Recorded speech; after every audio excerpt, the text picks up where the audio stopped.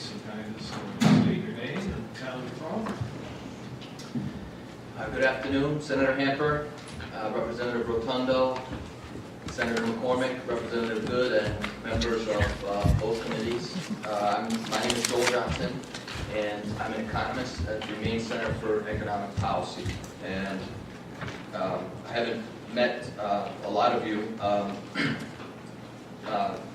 The organization where I work, MECEP, the Maine Center for Economic Policy, our mission is to advance public policies that help Maine people prosper in a strong, fair, and sustainable economy. So I'm here to testify today in opposition to one specific provision of LD 138, which is the retroactive extension of the Maine Capital Investment Credit. As you've learned from the Commissioner and Dr. Allen, this credit was enacted in 2011 to place Maine in a sort of state of quasi-conformity with federal bonus depreciation. And the bill in front of you today extends the expiration date on that credit to December 31st, 2014. And the reason we're opposed to this is because this is proven to be an ineffective and costly credit that doesn't stimulate the economy, and certainly it won't this time since it's retroactive to purchases that businesses already made last year. Most of the research suggests that bonus depreciation, even under optimal conditions at the federal level, where tax rates are much higher and a tax deduction is worth a lot more as a result, and when you announce it ahead of time and you announce that it's going to be a temporary incentive, even under those optimal conditions, it's been ineffective in changing the capital investment behavior of large businesses, let alone stimulating any knock-on economic activity that results from those investments. And I've included some materials there. There's a paper there from the Center on Budget and Policy Priorities that they wrote last fall ahead of the tax extender bill that Congress took up. Has some good information in there about, they summarize a lot of research basically that business analysts on Wall Street and in Congressional Research Service have done about bonus depreciation. And so just for an example, a little tidbit out of there, the research arm of Bloomberg, they surveyed a bunch of corporate tax accountants, tax professionals in 2014, and they found that 83% of the tax professionals that they surveyed said that the expiration of bonus depreciation at the end of 2013 had no impact on their capital expenditures in 2014. And so I think the upshot here is that today in Maine, offering bonus depreciation retroactively to purchases that were made last year makes no sense at all. Our tax rates are much lower than federal tax rates on these things, so this credit, this sort of quasi-conformity, is worth a lot less than it is at the federal level. And again, it's retroactive. And I just want to address one point, that the whole point of bonus depreciation, again, was kind of in the wake of the recession. It was part of a raft of a bunch of stimulus proposals that Congress put together. Some were directed at workers, unemployment insurance extensions.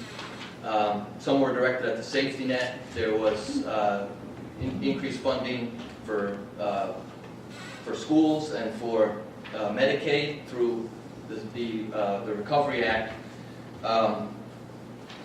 And a lot of those things have been allowed to sunset. Congress allowed the extension of unemployment insurance benefits to sunset. We just saw in Maine, we have chosen not to reapply for a federal waiver for the 3-month limit on nutrition assistance. So while we've let recession-era temporary policies that were intended to be temporary expire for workers and for a safety net, this business tax break lives on. and is extended year after year.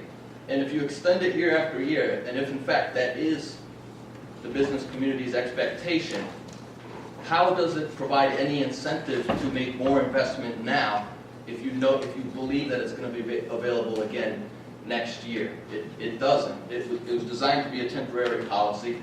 It wasn't very effective as a temporary policy, and yet now we're continuing to effectively make it permanent on a year-over-year basis through these kind of ad hoc legislation that Congress puts together, and then we go and conform to it retroactively. It doesn't make any sense. It costs $10 million in the current year, and it doesn't incentivize any behavior. In fact, if you were to enact this, it would have already expired at the end of 2014. So I guess in closing, we think that this is just costly, ineffective, unnecessary tax giveaway to mostly big businesses, mostly multi-state large businesses that are doing business here in Maine, and we're opposed to it. And I did do some quick looking up online about what other states are doing. Based on my initial look at all the states, over half of states were not in any kind of conformity with bonus depreciation in 2013. So this is not like something where all the other states are doing it and we have to do it to remain competitive. It's mostly just an unnecessary tax break that we really can't afford, and we could probably find a lot better things to do with $10 million in the current year. Thank you, Mr. Johnson. Representative Windsor.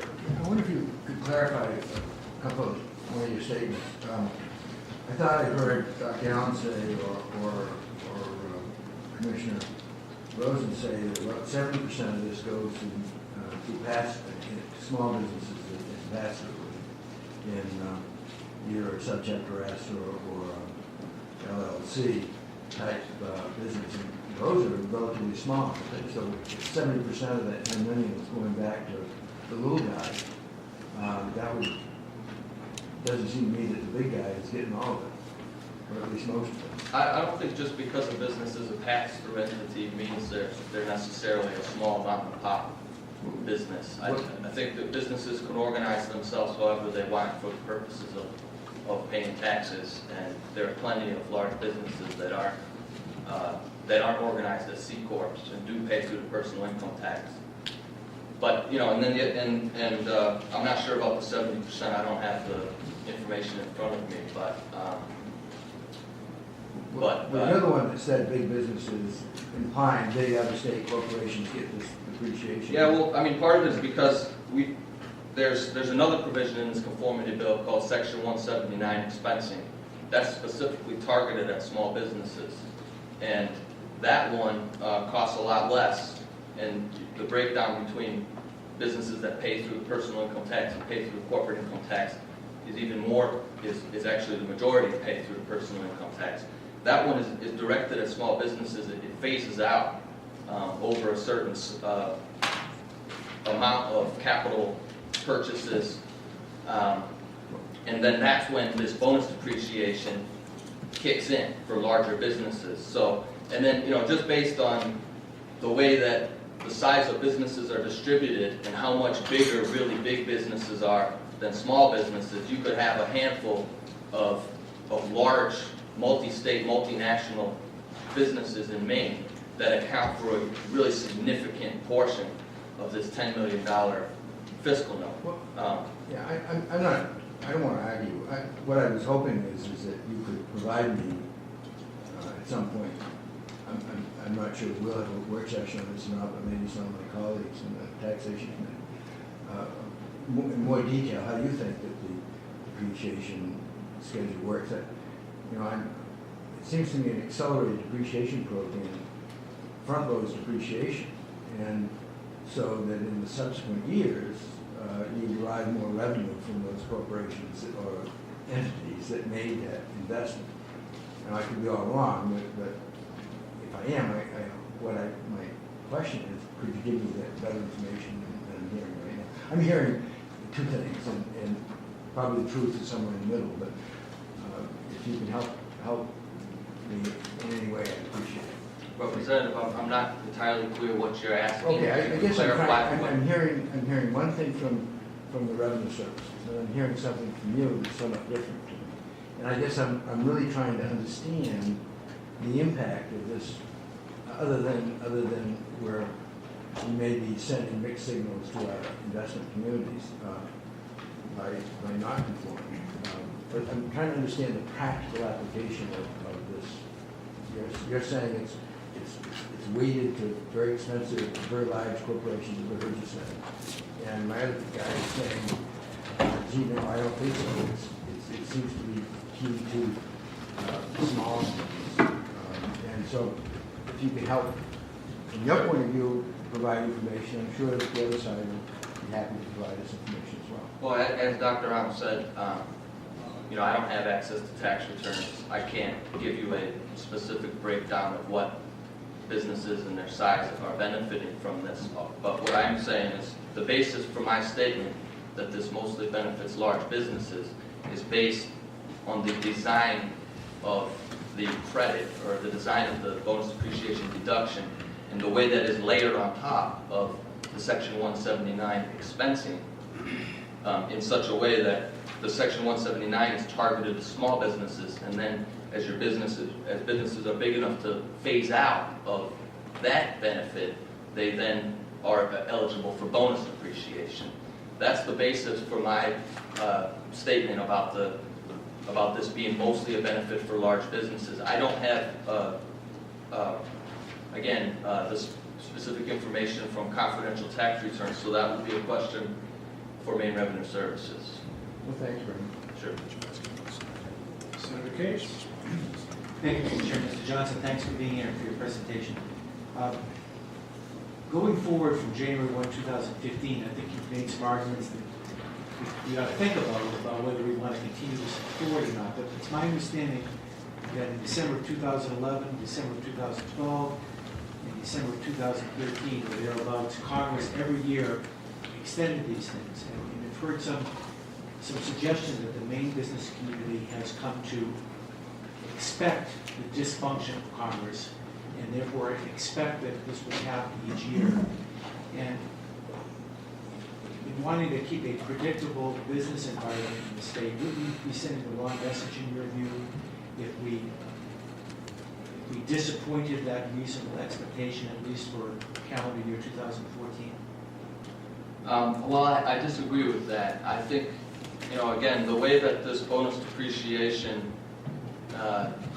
deduction was designed, and the way that it was ramped up, it was, right now we're debating whether it's going to be 50% at the federal level, and that's what Congress passed. It was 100% in 2011. It was, you could expense the full cost of a purchase in the first year. And I think, the rationale for that was that whatever boost that this credit would provide in terms of investment, spurring investment and economic growth, would be precisely because of its temporary nature. That, this is a one-time deal, this is a temporary thing. It's like cash for clunkers. Remember that? Where it was like there was a deadline and you could turn in your car and get that, and that was pretty ineffective too. And so I guess what I'm saying is, when this just becomes an expectation that it's going to be renewed every year, it loses whatever little sort of stimulating effect that it had, because it's like, well, why should I buy that equipment now? I'm going to be able to, bonus depreciation will be available next year too.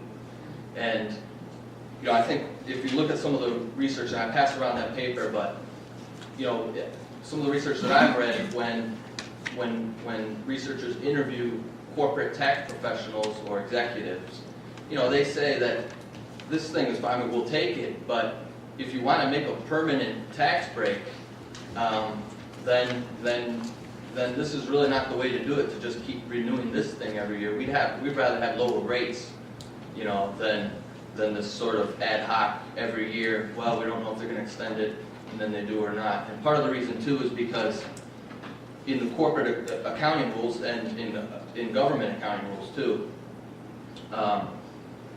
they don't account for the time value of money. So, yeah, like over the life of the equipment, the tax break is the same because eventually you depreciate the whole cost of the equipment. It's just when you get it. And obviously $1 today is better than $1 tomorrow. But that's not reflected in any of these corporations' books. So they can take bonus depreciation, but it actually doesn't make their bottom line look any better in terms of to investors or things like that. So I guess it just doesn't make sense to me that, and I'm not alone, you don't take my word for it. I passed around also an editorial from the Washington Post, and there's plenty of other, again, research out there. But that it just doesn't make sense for this thing that was designed to be a temporary thing to just keep extending it year after year. And then, like I said, meanwhile, it kind of shows, in my view, some misplaced priorities. If that's the thing if that's the recession-era policy that we're extending year after year, and meanwhile we let, unemployment insurance extensions to the safety net fall by the wayside because the recession's over now. So it doesn't make sense fiscally for the state this year. It doesn't make sense in terms of promoting investment. It doesn't make sense for competitiveness. There's really no reason to do this other than to just give $10 million to businesses that made investments last year and that they would have made anyway. Representative Timberlake. Thank you, Mr. Chair. I guess my question is what do you determine as a large business, and what do you determine as a small business, and where do you draw that line? I don't have a line that I can explain. Is it a business that does $100,000 a year, $10,000 a year? No, $1 million a year? those are small businesses. Okay, so if a business does $1 million a year, is that a small business? Yeah.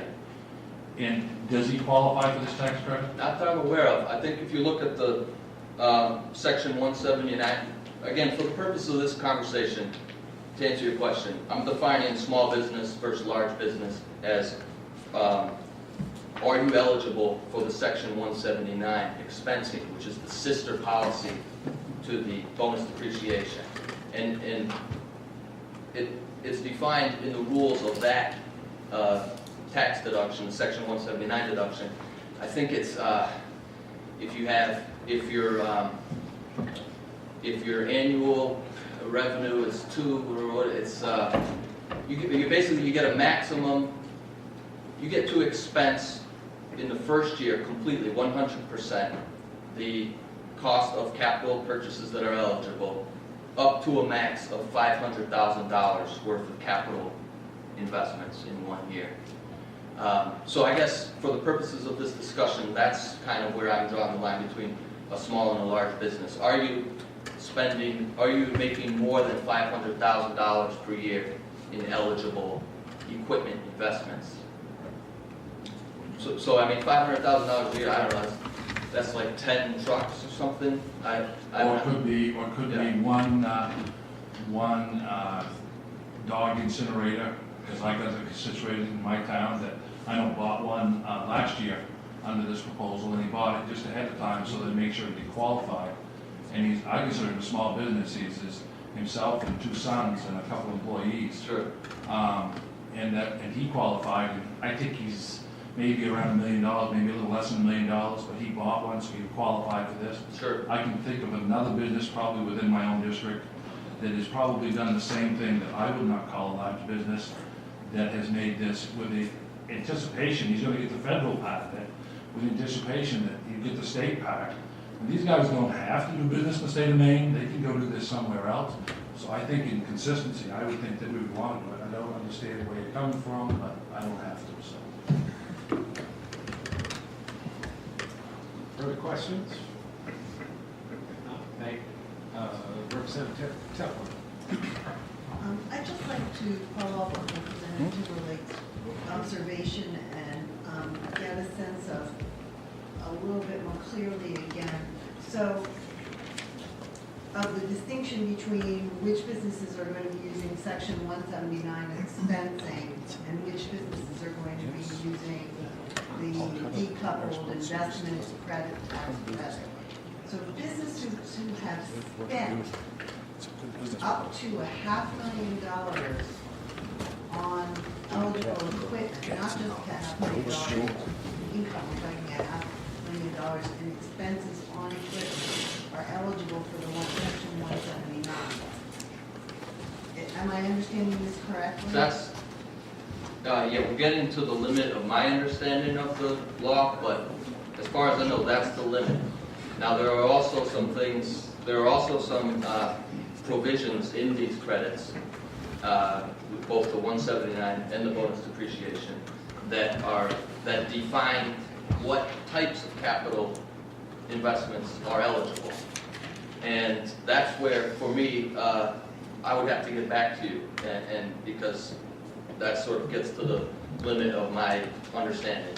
And it may be, for example, in Representative Timberlake's example, that the equipment that the person that you know, the business person that you know purchased, maybe that wasn't eligible for the 179 expensing, but it was eligible for the bonus depreciation because of the sort of the way they define eligible purchases. I'm not sure, that might be one explanation, like, for the confusion. But they have different rules, but again, in terms of, the section 179 is strictly only about, it has a limit, and it phases out for large businesses. And then at that point, the bonus depreciation it comes into play. I have an open Thank you mic, very thank much. you. Thank you. Senator Valentina. Thank you very much, Mr. Chair. I just had a question on one of the things that you stated in your testimony. You said that in the case of bonus depreciation, Maine had always technically been decoupled from the federal law. But beginning in 2011, we started to conform. Yes. So if I read that statement correctly, saying before 2011, Yes.